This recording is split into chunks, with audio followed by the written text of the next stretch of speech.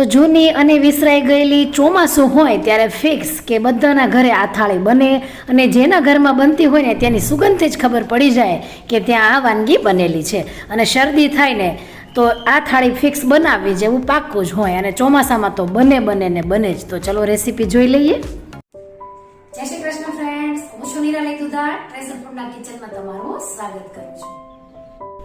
તો હવે એક પેન લઈ લેશું અને તેમાં 2 ચમચી જેટલું આપણે તેલ નાખવાનું છે. તેલ જેવું ગરમ થાય એટલે 1/4 ટીસ્પૂન જેટલી રાઈ તતડાવીશું. રાઈ તતડે એટલે 1/4 ટીસ્પૂન જેટલું જીરું, ચપટી જેટલી હિંગ નાખીશું.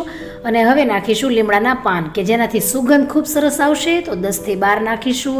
અને એક મોટું મરચું મેં થોડું તીખું હોય એવું અને રીંગમાં કટ કરીને નાખ્યું છે. કદાચ તમારે ન નાખવું હોય તો પણ સ્કીપ કરી શકો છો. અને તેને આપણે થોડી વાર માટે સાતળાઈ લેવાનું છે.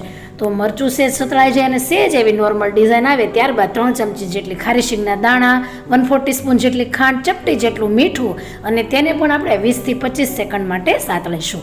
તો ખૂબ સરસ એવો આ વઘાર અને તેની સાથે બનતું રાયતું એટલું ટેસ્ટી બને છે અને વાનગીને વધારે ટેસ્ટી બનાવે છે. તો 1 કપ જેટલું મેં મીડિયમ ખાટું, એકદમ નોર્મલી ખાટું એવું દહીં લીધું છે અને તેમાં બધો જ વઘાર એડ કરીને મિક્સ કરીશું.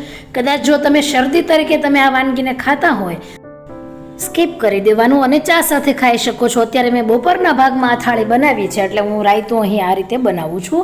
અને તેમાં તમે થોડા દાડમના દાણા નાખો તો વધારે એકદમ ટેસ્ટી બને છે. તો અત્યારની જનરેશન પ્રમાણે આવું બનાવવું ખૂબ જરૂરી છે. પહેલાં તો આવું કંઈ ન બનાવતા, એમનામ જ દહીં સાથે ખાઈ જતા. હવે 1 કપ જેટલો બાજરીનો લોટ, 1/4 કપ જેટલો આપણે રાગીનો લોટ, ચપટી જેટલા અજમા લેશું. તમે અડધી ચમચી પણ લઈ શકો છો અને તેને સેજ હાથથી મસળીને નાખીશું એટલે ફ્લેવર ને સુગંધ બંને સરસ આવશે. હવે 1/4 ટીસ્પૂન હળદર પાવડર, અડધી ચમચી જેટલું આપણે જીરું, 3/4 ટીસ્પૂન જેટલું કશ્મીરી લાલ મરચું લીધું છે અને ચપટી જેટલી હિંગ લઈ લેશું. તો કાશ્મીરી મરચું જો તમારે લેવું હોય તો તમે તીખું પણ અહીં લઈ શકો. અને હવે 2 ચમચી જેટલી મેં કસૂરી મેથી લીધી છે. તમે જો લીલી મેથી લેવા માંગતા હોય ને તો એ પણ લઈ શકો. બધું સરસ રીતે મિક્સ કરી લેવાનું છે. અને ખરેખર આ ઢેબરું એટલું સરસ બને છે કે પહેલાંના સમયમાં ચોમાસું હોય ને ત્યારે ફિક્સ જ હોય કે આ થેપલું કે ઢેબરું તમારે બનાવવું જ. અને તેમાં થોડું પાણી એડ કરીને આપણે ઠીક પણ નહીં અને નરમ પણ નહીં એવો લોટ બાંધવાનો છે. અને ખરેખર પહેલાં તો છે ને ચોમાસું હોય ને એટલે શરદી થાય ને તો આ ઢેબરું બનાવીને એમનેમ લુખું કે એમનેમ કોરું ખાઈ જતા. અને શરદી ખરેખર 3 ટાઈમ ઢેબરું ખાઈને એટલે સારી થઈ જ જાતી એમ. હવે પાણીવાળો આપણે હાથ કરીને લોટના 2 ભાગ કરીશું અને તેને આપણે અહીં 2 ઢેબર બનાવવાના હોવાથી તેને આપણે ટીપતા જશું. તો આ રીતે થોડું ટીપાઈ જાય અને ત્યારબાદ થોડું આ બધી બોર્ડર છે ત્યાંથી થોડું પ્રેસ કરીએ એટલે સરસ મજાની બોર્ડર થોડી પતલી થઈ જાય અને આપણે ટીપવામાં પણ આસાની રહે. હવે અંગૂઠાની મદદથી તેની કિનારીને થોડી પતલી કરતા જવાની છે. અને થોડું મોટું થાય એટલે આપણે હથેળીમાં આંગળીની મદદથી આપણે તેને પતલી કરીશું. તો બોર્ડર પતલી હશે તો ઢેબર તમારું એક સરખું પતલું અને ખાવાની પણ એટલી સરસ મજા આવશે. તો અહીં આપણું ઢેબર બની ગયું છે. આ ઢેબરને સરમિયું ઢેબર પણ કહે છે કેમ કે તેમાં આપણે આયરની તવી ઉપર બનાવવાનું હોય છે ને આવું થોડુંક પાણીનું આવું આપણે કરીએ એને સરમ કહેવાય. અને તેને જોવામાં આવે કે લોઢી તમારી તપી છે કે ગરમ છે કે કેમ. તો તેમાં આપણે આ સરમિયું ઢેબર આપણે નાખીને તેને કૂક કરવાનું હોય છે. તો બંને બાજુ આપણે તેને ફાસ્ટ ગેસ પર પહેલાં તો આવી રીતે શેકવાનું છે. અને બંને બાજુ થોડી ડિઝાઇન આવે ત્યાર પછી આપણે ઘી લગાવી દેવાનું છે. અને ઘીમાં ખરેખર ખૂબ ટેસ્ટી બને છે. તમે તેલમાં પણ બનાવી શકો છો અને જો તેલમાં એમાં શીંગ તેલમાં બનાવો તો તે ટેસ્ટી જ બનશે.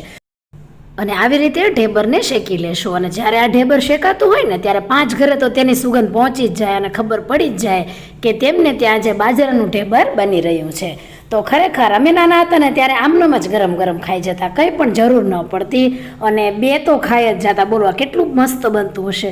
હવે તેની સાથે એક ટેસ્ટી એવું આપણે સ્વીટ બનાવીએ કે જે પહેલાંના સમયમાં તો બહુ જ બનાવતા. હવે અડધો કપ જેટલું આપણે ઘી ગરમ કરીશું અને તેમાં 3 ચમચી જેટલો ઝીણો એકદમ ગોળનો ભૂકો એડ કરીશું અને તેને સેજ દબાવીને ચમચીથી મિક્સ કરી લેશું. અને ગરમા ગરમ ઢેબર સાથે જો આ ગરમા ગરમ ઘી ગોળ મળી જાય ને તો ખાવાની તો એટલી મજા પડે કે બીજી કંઈ પણ જરૂર જ ન પડે. તો અત્યારે છે ને સિઝનલ ફ્રૂટમાં આપણે પેરું છે, દાડમ છે, કેળા એવું સાથે એક ફ્રૂટ ખાઈ શકીએ. અને ગરમા ગરમ આ ઢેબર સાથે ગરમા ગરમ ઘી ગોળ અને રાયતું તો બીજું તો કંઈ જરૂર જ ન પડે. તો ભજીયા, ગોટા, વડા બધું જ ચોમાસામાં ખવાય, પરંતુ સાથે સાથે આવી હેલ્ધી થાળી પણ ખવાય. અને જેવી રીતે શરદીના ઇલાજ તરીકે પહેલાંના સમયમાં ઢેબર બનાવવામાં આવતું, એવી રીતે જો આપણે પણ ખાઈએ તો તંદુરસ્ત અને ફિટ જ રહીએ. તો તમને આ રેસીપી ફ્રેન્ડ્સ કેવી લાગી છે જરૂરથી મને કોમેન્ટમાં કહેજો. અને રેસીપી ગમી હોય તો લાઈક અને કમેન્ટ આપી વધુમાં વધુ શેર કરો, જેથી બીજાને પણ ઉપયોગી થઈ શકે. તો ફરી મળીશું આવી જ એક ઉપયોગી રેસીપી સાથે. ત્યાં સુધી આવજો. જય શ્રી કૃષ્ણ.